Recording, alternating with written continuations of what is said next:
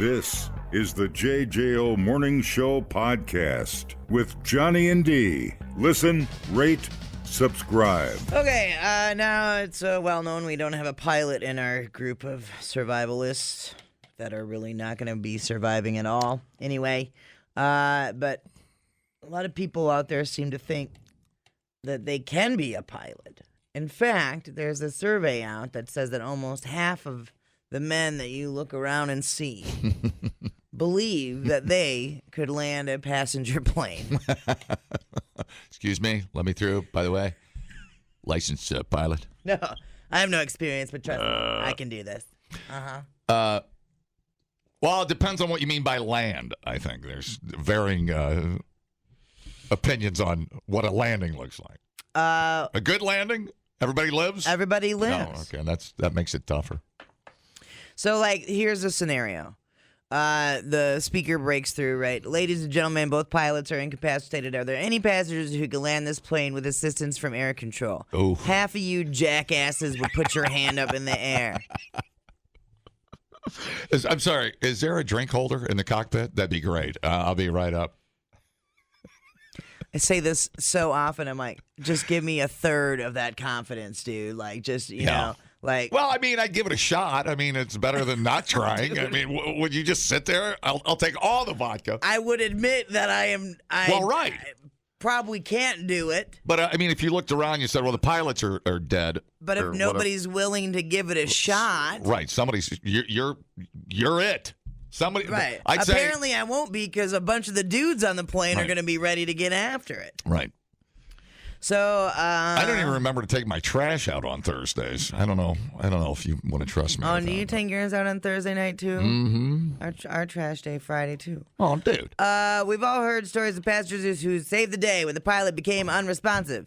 Like last year, Darren Harrison managed to land a twin-engine aircraft in Florida after the pilot passed out with the guidance of an air traffic controller who also happened to be a flight instructor. However, such incidents tend to take place in small, simple aircraft. Flying a much bigger and heavier commercial jet might be a little diff, right? Right. Pilot spends about 90% of their time monitoring autopilot systems and making sure everything is working as intended. The other 10% is spent managing problems. Can't you? Taxiing, taking off, and landing. Well, the movies, from what I see in the movies, you ever see Airport 77 with Charlton Heston? It's starting out great. If you can get it on autopilot, let's say we're in a 747, the big bad boy, and I get it on autopilot. It's just a big red button that says autopilot. Don't overthink it. Punch that in. That gives you time to get a drink, get the manual out, and, No, I don't know. Come up with a couple of soft ideas. Neither do you. You go to the chapter that says Pilots for Idiots. So anyway, takeoffs and landings are the most difficult tasks that pilots perform, and they're always performed manually. Only on very few occasions and in a handful of aircraft models can a pilot use autopilot to land the aircraft for them. That is the exception and not the rule. Right. For takeoff, the aircraft must build up speed until the wings can generate enough lift to pull it into the air. The pilot must pay close attention to multiple instruments and external cues while keeping the aircraft centered on the runway until it reaches liftoff speed. Now, once airborne, they coordinate with air traffic control, follow a particular path, retract the landing gear, and maintain a precise speed and direction while trying to climb. Landing, even more complicated, and requires having precise control of the aircraft's direction and descent rate. To land successfully, a pilot must keep an appropriate speed while simultaneously managing gear and flap configuration. Let's talk about flap configuration. Yeah, let's. Adhering to air traffic. I'm going to draw a pencil sketch like Leonardo DiCaprio. Yeah, one lip. If you could just... You just lift that leg up a little higher. Oh, no. Adhering to air traffic regulations, communicating with air traffic control, and completing a number of paper and digital checklists. Once the aircraft comes close to the runway, they must accurately judge its height, reduce power, and adjust the rate of descent, ensuring that they land on the correct area of the runway. On the ground, you got to use the brakes and reverse thrust to bring the aircraft to a complete stop before the runway ends. This all happens just in a few minutes, as you may remember from the last time you flew. Both takeoff and landing are far too quick, technical, and concentration intensive for a drunk or untrained person to pull off. They also require a range of skills that are only gained through extensive training, not watching movies. Oh, no, there goes. Odds just went down a few notches. Dude, right.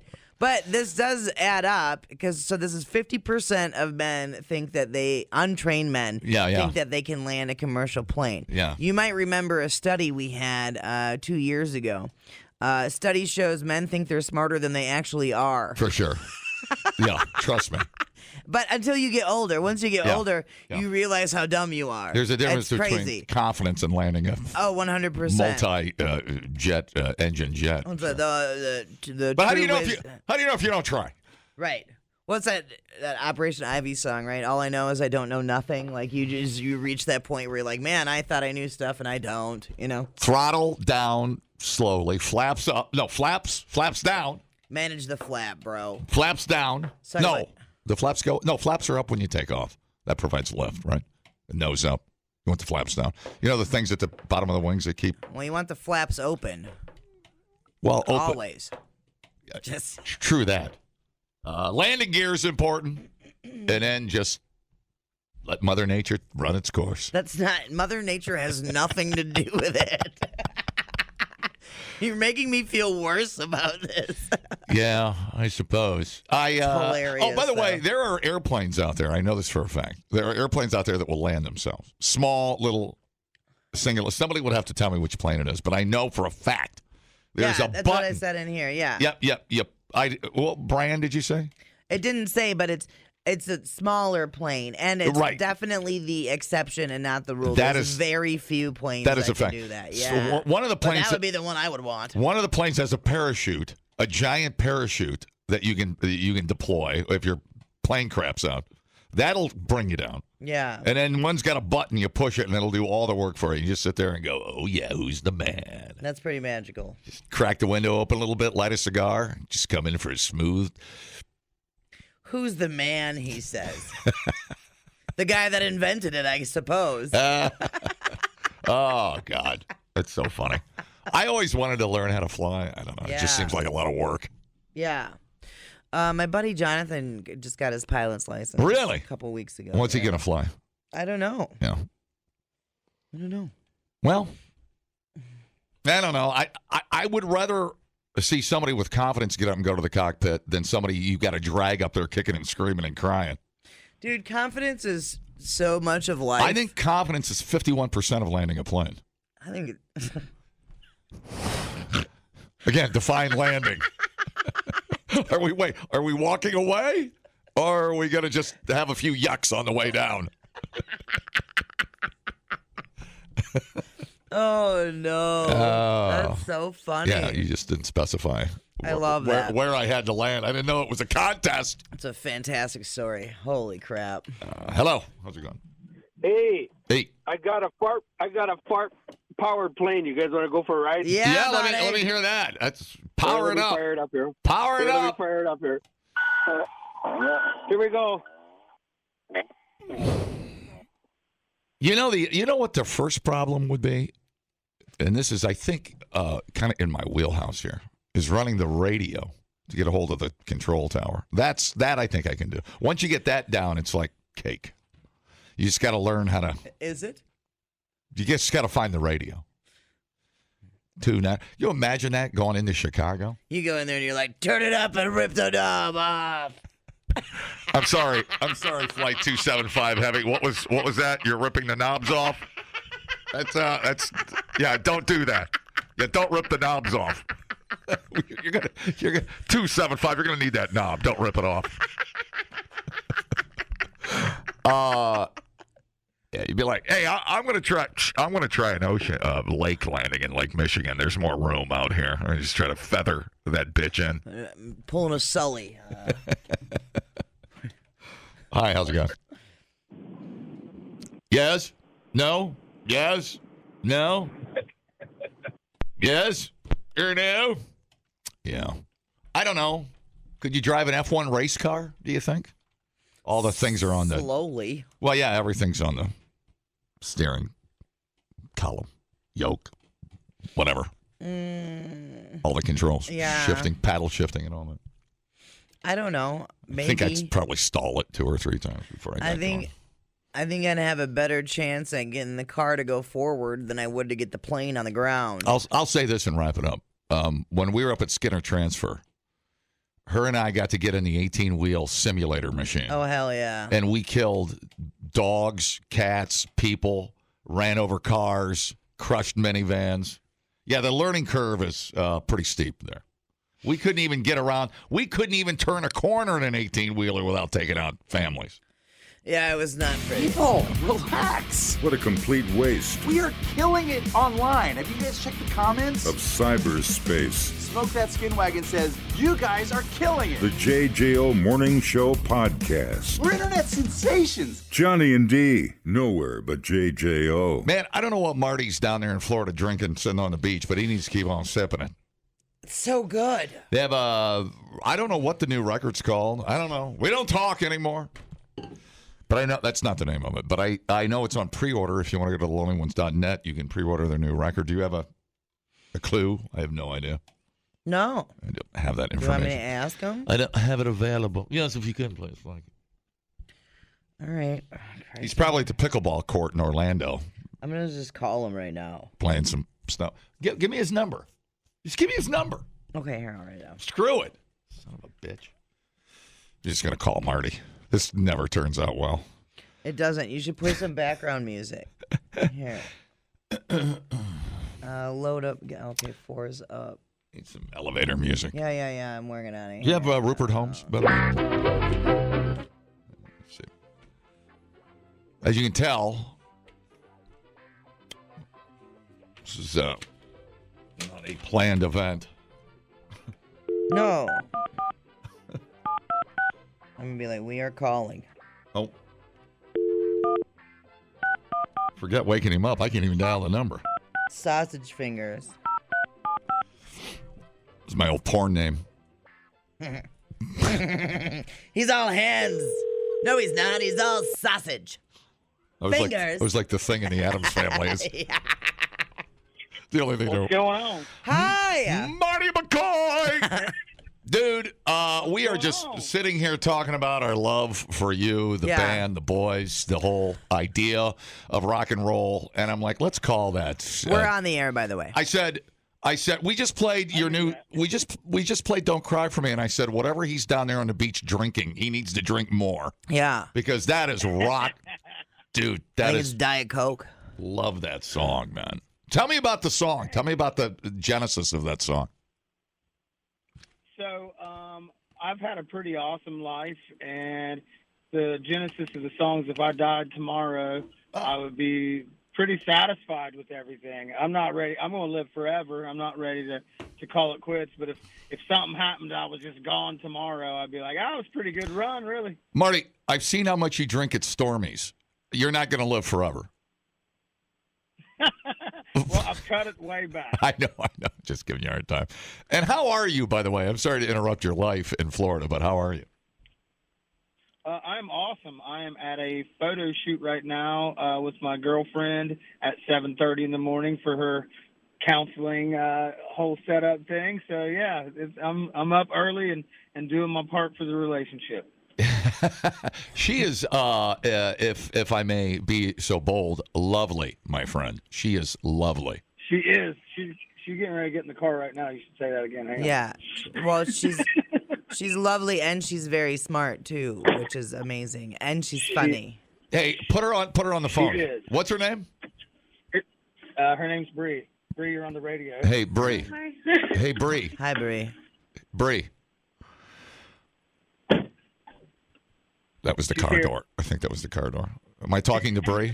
She's in. Bree, I don't know what's... I don't feel a thing. Bree, I don't know what is going on down there, but you must be pretty special to get his ass out of bed at 7 o'clock in the morning. I love it.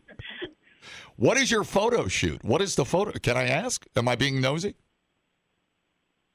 It's just for my counseling internship, actually.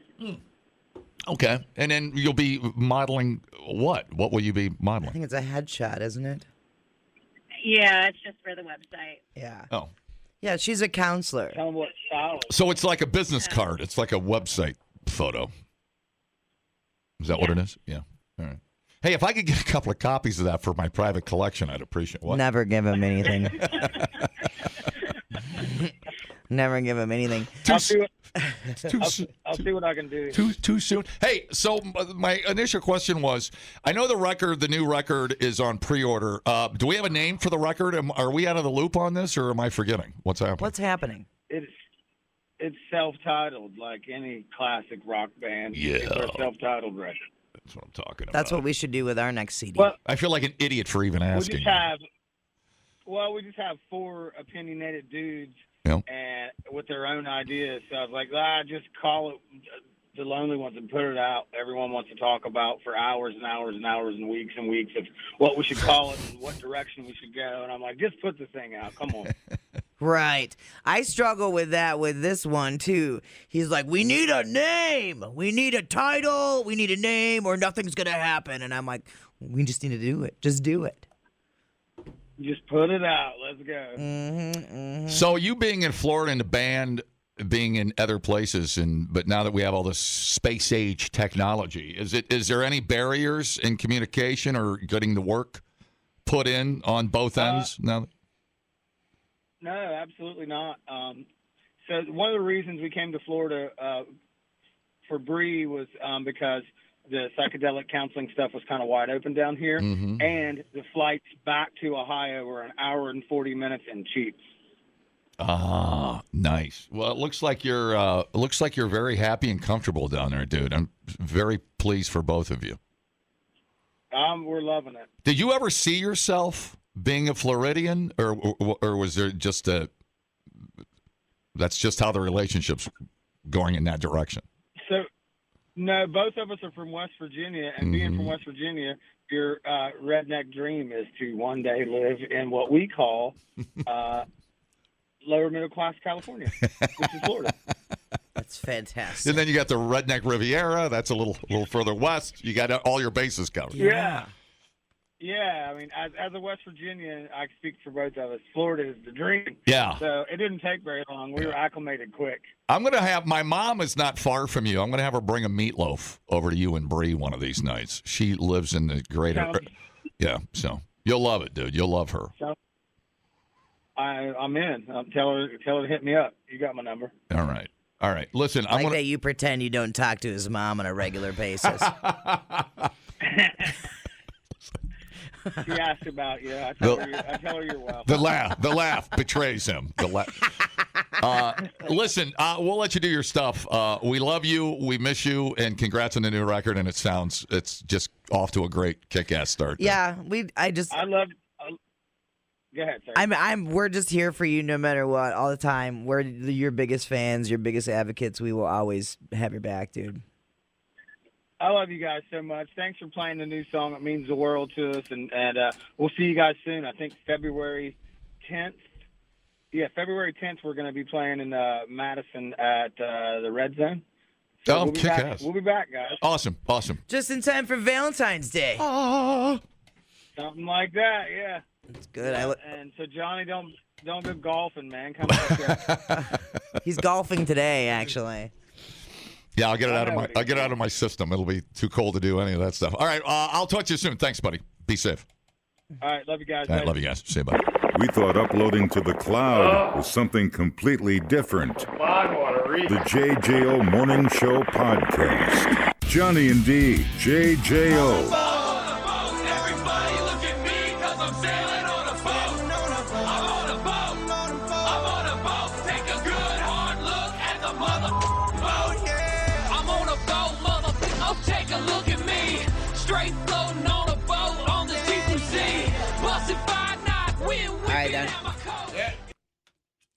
That was a weird fade on there, wasn't it? I'm going to need PC2 for this. We're going to go to the Tic Tac machine. Summary quick. Chick's mom died. Mom, dad had cruise planned. Oh. Obviously, can't cruise if you're dead. Carnival wanted to charge for the cancellation fee.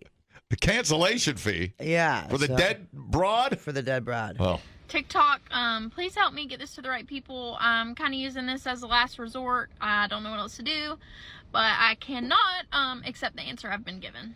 So, Carnival Cruise Lines, this is for you. A little backstory. My mom passed away 2 weeks ago. I've been handling all the arrangements for my dad. They were married 38 years, so needless to say, he's not okay. My parents had a cruise booked for December 31st, which they've had booked since May. This cruise costs $2,134, and yeah, they were looking forward to going on it. My mom passed away 2 weeks ago. I'm handling all the arrangements. I call Carnival. Hello, my mom has passed away. My dad does not feel like going on this cruise. What do I need to do? Help me.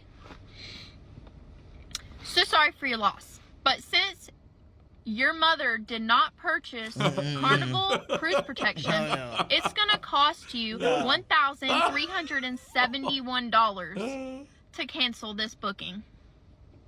Oh, but you're not getting the other money back either. You're going to have to email this email that could take 30 days to possibly respond to you with the death certificate to see if you'll get this other money back. So, TikTok worked. You know what that reminds me of? Oh, okay, finish. Go. Oh, sure it did. These effing companies, dude. And I got to give you full disclosure. I own stock in Carnival. I bought it when it was way down. I'll give you asshole. Now I know why you're always like, cruise is really fun. Have you thought about going on a cruise? Well. So, Carnival was about $22 billion in debt since COVID. Now they're about $9 billion, but they are booked solid. And this, I'm not sure I disagree with this as a stockholder. This is good, prudent business principle right here. Yeah, okay. You calm down. So, Kidding. And this is dude, I am telling you, man, TikTok gets results. Oh, yeah, I'm sure they without panicked. a doubt. I'm sure they panicked and sent a check right over. Well, that video, I just saw it had over, was it 850,000 likes on it? Yeah. So you're already, and then what happens is people will tag the company in the video, or they'll share the video. Sure, and then they panic. Retag it. Yep. So then if you're on TikTok and you're looking for Carnival Cruise, what shows up is all this crap.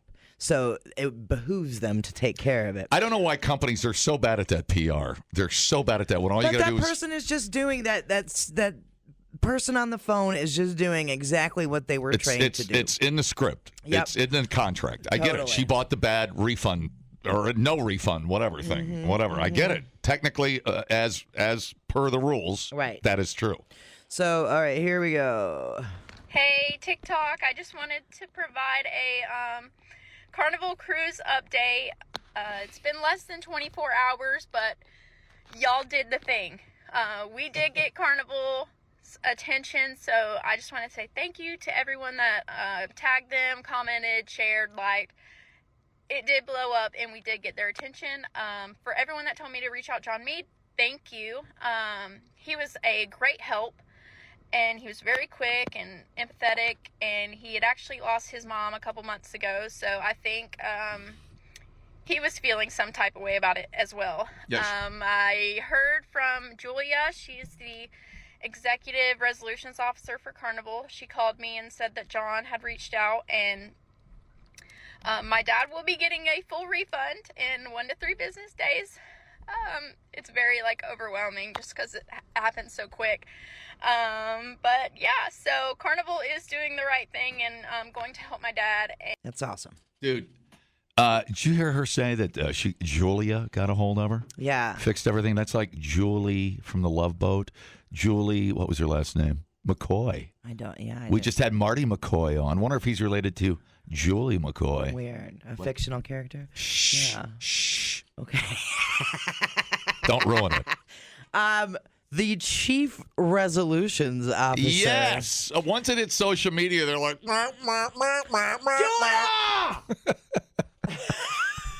why do they do that? You can get so much more goodwill forever by saying, not only are we not going to refund you, we're going to give you the cruise for free. Do you know how fast that would have hit the national morning shows? They would have flown that family to New York to be on whose ever morning show. Yeah. Are you kidding me? Yeah. I don't know why they're so bad at that. Well, I mean, it's getting better, but I've seen that too, like American Airlines or United or whatever, when people's like instruments will get damaged, yada, yada, yada. And then it's like it takes a certain amount of traction online in order for you to get the resolution. You got to get drugged through the mud, and you got to get eyeballs on it. And all of a sudden, everybody's like, well, we didn't mean it. Yes, you did. Of course you did. Right. Yep.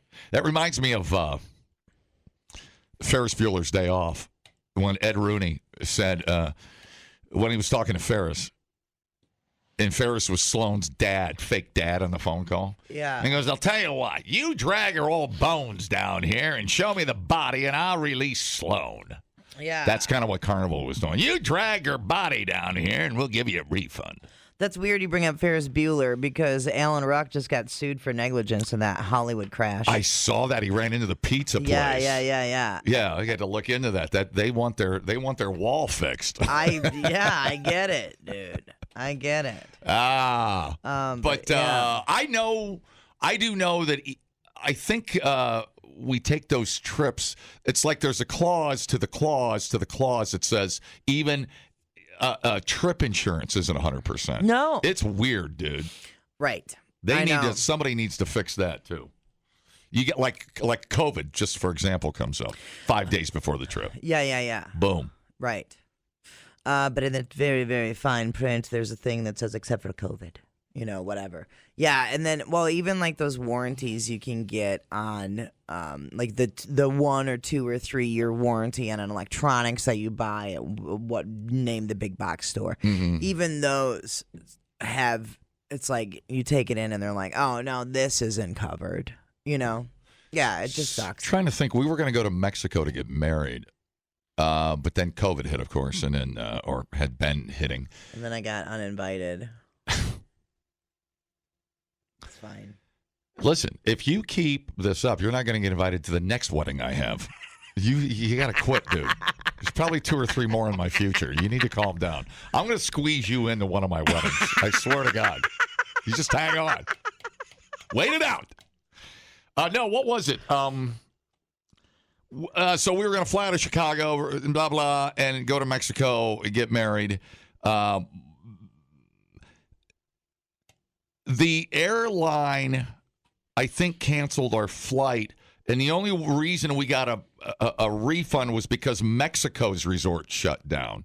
We weren't getting it from the airline who canceled our flight. Yeah. It's only because Mexico shut down their resorts. And we had insurance. Yeah, it's weird, dude. That stuff, a little hit and miss. Don't trust it. Yeah.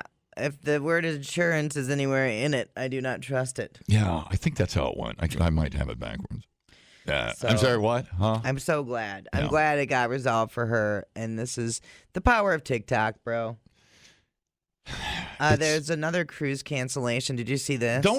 Why don't they? What's the matter? Go ahead. I just don't understand it. You'd think a company could even manufacture something like that to create a great PR campaign. Yeah, I don't know. The 3-year world cruise that was supposed to happen was canceled 2 weeks before it was scheduled to set sail, and everybody's losing their mind. On November 17th, the Life at Sea revealed that passengers that the inaugural cruise was canceled. It had no ship. That seems like a pretty big thing to overlook.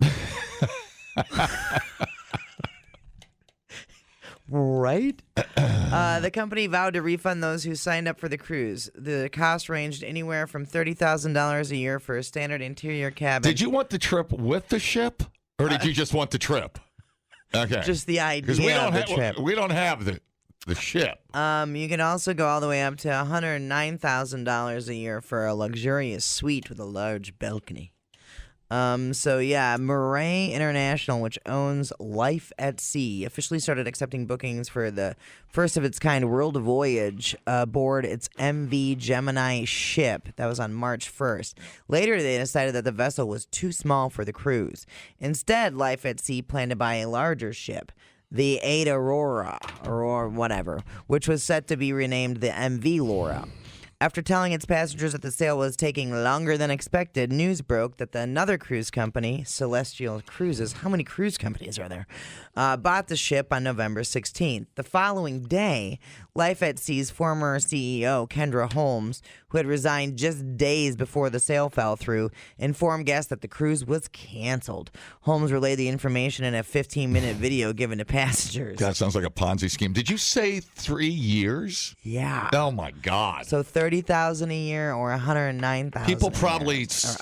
People probably cashed out stocks and everything to buy that cruise. Totally. Think about it. You had 3 years of your life planned. Yeah. Well, let's sell the condo and go on a 3-year cruise. And then we'll figure it out. And how much was it? 2 weeks before it cancels. $30,000. It starts at about $30,000 a year. Yeah, 109. And then it goes up to 109. Good God. Could you imagine being stuck in an interior room on a cruise ship with no window for 3 years? For 3 years? No. What is wrong with you? Murder. I'm 8 days and I'm ready to get off of that goddamn boat. Yeah. On November 19th, 2 days after her announcement, guests received another message, this time from the owner of BrO International, who also stated, yeah, she was right, it's not happening. In his message, he confirmed that the cruise was canceled because the company could not afford the ship. He claimed that BrO is not big enough to afford the ship, but the cruise line had presented the project to investors and had official approval from some of them to buy the vessel. And after making a down payment on the ship, the investors declined to support us further due to unrest in the Middle East. Yeah, sure. Some would-be cruise passengers were in Istanbul, where the ship was originally scheduled to depart from. When they received news of the cancellation, many are stuck in a tough position, having spent tens of thousands of dollars on a now canceled voyage that may take months to get reimbursed. It's retirement savings cashed out. Some have sold or rented out their houses ahead of the cruise. Yeah. Now that would be terrible. Sure, the people renting their houses out are now they got to go to court and figure their end out. Just a minor detail. Yeah, we don't have a cruise ship. Two weeks before you depart. Sorry, let me turn up my hearing aid. Did you say we don't have a ship? How are you gonna book people? No, that's amazing. On a 3-year cruise and you ain't got a ship. That's insane. That is. God, that's going to take years to settle those lawsuits. Oh yeah, you got to be kidding me. It probably seemed like a deal, right? 3 years, $109,000. So total $330,000 if you do that. Sell your house. You were going to cash it out anyways and move to an apartment or a condo, right? Or assisted living. Who knows what people did? Whoa! I mean, it's supposed to be an around-the-world cruise, so this is like. Oh my God, I can take 3 years of my life and do this. This is going to be amazing. The cruise ship's probably not even registered in America. It's probably some offshore account that it's a country it's registered in. They'll be like, F you. We got the money. You don't even know. You'll never see a dime of that money. Yeah, right. Yep. It reminds me of that Billy McFarland guy. Oh, to Fire Festival. Yeah, 100%. He's got to be involved here somehow. You show up and it's like a passenger ferry that runs from Milwaukee to Michigan. Right. Baloney. Something's. Dumbing I was down expecting your something more luxurious. Right. One podcast at a time. Listen, rate, and subscribe to the JJO Morning Show podcast. Get up with Johnny and D. JJO. My pappy said, son, you're gonna drive me to drinking if you don't stop driving that hot rod liquor.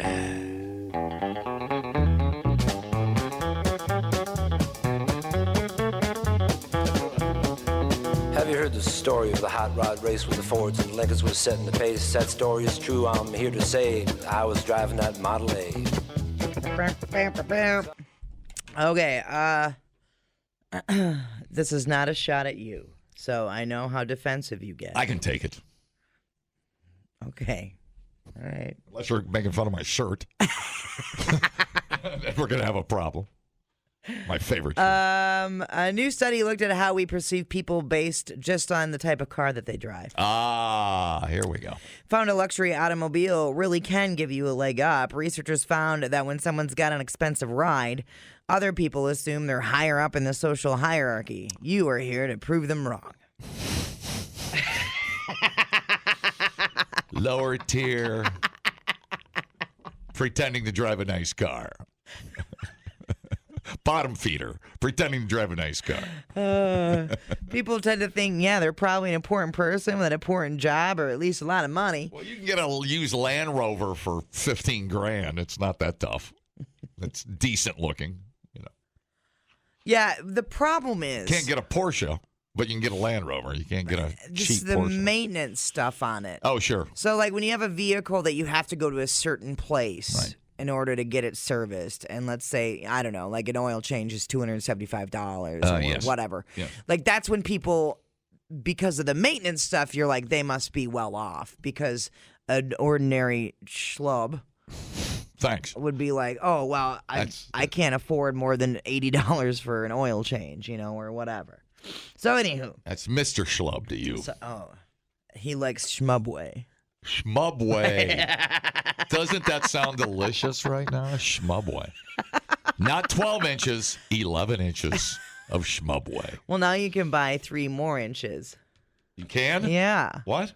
Yeah. Is that a thing? Yeah, we'll get into it. Let me finish this story I haven't first. seen that one yet. Yeah, well, your wife's been waiting. Good. Anyway, so yeah, and then this somehow, because we're a bunch of weird materialistic bastards, makes you more attractive to potential mates for obvious reasons. Again, money. They found that's true whether you're a man or a woman. This applies to everybody. Individuals with high status are perceived as competent, attractive. They receive preferential treatment and are more likely are more likely to be favored in job selection. Hey, Schmub, stop talking over there. Trying to tell you some stories. The study found that driving a pricey car also makes you think that you're more attractive and socially superior. Windsor AF, bro. I don't know. So whether it's deserved or not. I was driving a pretty rusty Toyota there for quite a while. It's true. But it was paid for. Well, yeah, that's it, That's dude. just ho chunk money in my pocket right there. Sure. So whether it's deserved or not, the guy speeding by you in a new BMW is getting a big old ego boost from it and probably a little bit of side poon. Sure. I don't disagree with that. I don't know. My stinky Ford Escape manages to pull some trim, so I'm going to argue this. Nah, that's just you getting free concert tickets. It's nothing to do with the car. Oh, damn it. It's the concert tickets again. Trying to think. I think there's some truth to that. Sure. I mean, I know people that drive really nice cars that live in apartments. I mean, you know, whatever. I have friends that drive Porsches routinely. Yeah, I know people that have nice clothes and a nice car, and then they go home to. I mean, I've also got a friend that has a super $800 car payment and bitches about having no money. So I don't. Car poor is not how I roll, but yeah, and I mean, you know, he's got a new Audi, like a new Audi. Yeah, but whatever. I suppose it's whatever makes you happy. I got over driving nice cars a long time ago. I mean, they're fun. Yeah. Oh, dude. Yeah. No, I'm still looking for my dream car, which I'm going to get again, but if I can find it. But so, you know, the trade's worth it for me. But I'm not out to what was the word you used? Trim. Yeah. No, I'm to get some trim. I'm over that. Okay. The trim factor, not a factor. All right. I will say. It is, and I'm sure people that have driven nice cars have experienced this. There's a weird amount of shade that gets thrown your way as well. I have a friend that has a lot of nice cars, and she'll get. I mean, it'll be in the Target parking lot. People will give her crap for it. Oh, give her the stink eye. Well, yeah, and then they'll say stuff too, like whatever. Who are you screwing to drive that car? And like it's straight up rudeness, dude. I know who you're not screwing. A radio DJ. It's true. That's for damn sure. God damn it. So yeah, good luck out there. But I mean, the ego boost. I get it. You feel it's kind of it's not like a woman can't appreciate a great handling sports car. No, she's too simple. Yeah, it has right. to be a man that got it for her. and I mean, you know, and there's a jealousy thing. You're not going to approach a stranger and give them crap about their nice vehicle if there isn't some sort of ugly emotion happening in you that triggered you. Right, the car you can't afford. So let's take it out. Let's assume the worst of this person. Right. Right. And that person does an amazing amount of stuff for their community and everything else. And it's like, God damn, people are just dicks. But, you know, I do. And is it this like, you know, when you dress nice, you feel a certain way. You know what I mean? Is it kind of like that? Like you feel confident getting out of your nice car. It gives you that confidence boost like you do when you get dressed up. I don't know. Must be something like that. Again, confidence is everything. You need it to land a plane with no experience. Well, I can't wait till we take a flight together and I save your ass. And I'm going to say, how bad do you want me to land this plane? Because I'm your own. There's option A, and I'm it. You know what? I don't want you to land it at that point. I would rather be right than live. I'm going to be up there in the cockpit with my shirt off. It's a party. I'm drunk on a plane. Oh, my God. And yeah, we'll see how much you love me then. Okay. We certainly will. No, nice cars are great, dude. I mean, if you can swing it. Yeah, it's a nice perk. I mean, the car I want will be a car I will not drive every day. It'll be a summer car and then get covered up. But it's an appreciation in yes. Both the fair sex may also appreciate the cars. Let's not jump to conclusions. Oh, 100%. But boy, they sure are pricey these days. Everything's pricey. Nice cars be pricey. Mm-hmm. Everything. What do you see when you see somebody in a BMW? Well, it kind of depends. I just admire the car. Yeah, usually I'm like, that's pretty cool. Or I'll be like, man, you're driving that thing too slow. Or, you know, I'll be like, God, you can't even drive that car the way it needs to be driven or whatever. Like the new Vets. You know, I see the new Vets and I drool, man. I don't care who's driving a damn thing. I can't stand it. I want one so bad. But there's definitely, like, when you pass that car or you see the individual driving that car, there is a certain stereotype you have in your head with who would be driving it, right? Like, it's usually like you think like a rich old white dude. Sure. Right? Sure. So when it's not that, I'm like, good for you. Yeah. You know what I mean? When it is that, I'm like, that figures. I just see it. I'm like, I hope you're driving the hell out of that thing, dude, because that's what it was built for. Yeah, 100%. And yes, I am. I'm jealous because I just don't have the car. I don't give a damn who's in the driver's seat. Right, yeah. It's like, man, I don't know. It's so impressive to me. Mm-hmm, you can get that Vet. Oh, my God. For that price, it's incredible. I mean, it's a hair out of my reach, but that's way out of my reach. Well, and you know, those memes exist for a reason. You know, they have the Corvette owner starter pack, and it's the jean shorts and the white New Balance and the little Corvette hat and whatever. Like, yeah, there's definitely there's stereotypes attached to whatever kind of vehicle you drive. Like some of those big jacked up trucks too, the pavement princesses, and I'm like, you ain't hauling nothing with that truck, you pussy. You know what I'm saying? Like. Sometimes I do cast a little bit of judgment, I suppose, based on what you're driving. But it's more like you're not like, why do you are you using that vehicle? I don't know. It's weird. It's a weird So thing. you judge people driving jacked up trucks more than you would somebody in an Audi. Well, if it ain't dirty and you ain't, you know, if you're just, it's less practical, I guess. Right? Yeah. So whatever. I mean, I went through my jacked up truck phase. I used to have one. Yeah. You know, I think they look cool as hell. They are cool as hell. I'm just like, but you know, until you drive something high end, then you know, I've been at Road America in a car going 210 miles an hour. Until you make that leap, you will appreciate what that car can do. Mm-hmm. And I don't know. I guess if you get an opportunity, go 210 miles an hour. I suggest you try it. Sure. Scary as hell. I think we all judge people in cars, though.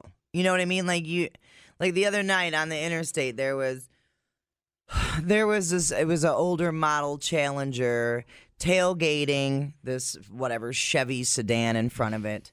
Very, very close. We're talking less than a half of a car length behind it, and they're going like 80.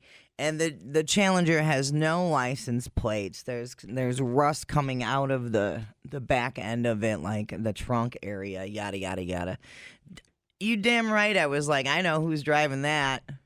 Well, as you go up the pay scale, if you go up the pay scale, it's like people that have real money that have. I mean, there's some Ferraris around town. I still see them. I mean, those people don't even drive those cars. Right. That's the shame to me. They've got so much money. Right. It's just fun, dumb coupons. Right. They're not getting groceries in their Ferraris. Right. They take them out on a nice day and they park them. Maybe they'll sit there for 3 months. Who knows? But that's what kind of money drives that stuff. Oh yeah, totally. So if you see a Ferrari, you can assume they've got 6 other nice cars in the garage. Mm-hmm. That assumption I'll make. Oh, I'll get pissy. Because that's not the daily driver. I'll be like, man, how you got that Corvette and you're driving 50 miles an hour in a 55? Right. You know, that's why you can't even go the speed limit. That's why we put the flex lane in to get the vets up to, right. So like stretch the legs 90 in second gear. Sure, let's see what that does. Mm-hmm. Oh, here we go. This is another one. I judge young kids driving really nice cars. Like, must be nice mommy and daddy bought it for you. I think that's universal. You know, like or I'll be like, oh man, it ain't gonna be long before you wreck that. Like, you know what I mean? Because it's just whatever. Their frontal lobe is informed, and they aren't making good decisions, and they have too high-powered of a vehicle to understand the power behind it. Whatever. I get that. Yeah, totally. I guess I don't pay that much attention to people in the car. A lot of the nice cars have darkened windows. It's even hard to see who's driving. But oh yeah. I just appreciate a great-looking car. Yeah. You know, whatever the car is, whatever, Porsche. But I think it's fun to see really nice cars out on the road. I think it's a shame they're not driven more, but yeah, with the way people drive on a Beltline, whatever. Yeah, I don't blame you. Where do you take your Ferrari? You trailer it to a car show? I don't know. Yeah. You don't see them that often, but there's somebody's got a red. I'm trying to think of Medina. I can't remember what the model is. I see it every summer a few times on the west side. I should follow them and see what's going on. Yes. Follow them, but not too closely. I can show you how to do it. What do I do when I catch them? I don't know. What do I do? That's where I always get stuck. I'm like, I don't know. Like, I panic and just drive away. Well, that was fun. Another guy pulling into their giant garage, getting more pissed off. But the JJO Morning Show podcast with Johnny and D. Listen, rate, subscribe. Catch a new show every Monday through Friday, 6 till 10 a.m. on 94.1 JJO or streaming anywhere in the JJO app. Johnny and D, nowhere but JJO.